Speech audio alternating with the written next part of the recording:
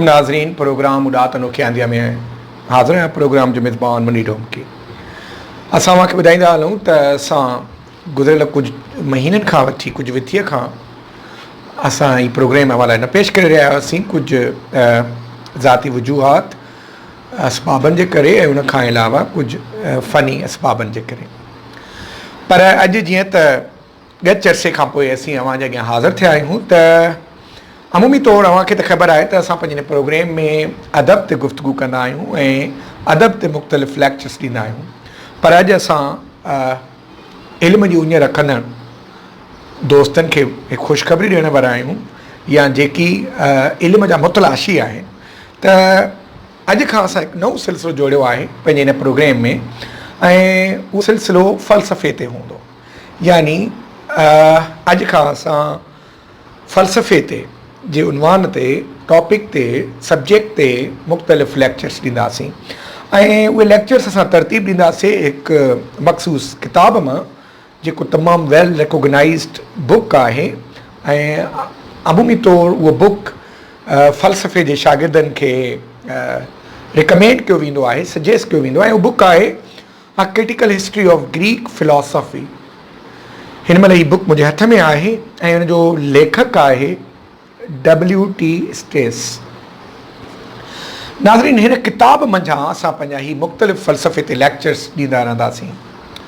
सो उन हवाले सां अॼु जे पहिरें फ़िलासफ़र ते असां गुफ़्तगू कंदासीं उहो आहे थेलीज़। थेलीज़ 624 क़ब्ल मसीह में पैदा थियो, यूनानी फ़िलासफ़र हो ऐं 550 क़ब्ल मसीह ते हुन हिन दुनिया खे ख़ैराबाद कयो या ख़ैराबाद चयो।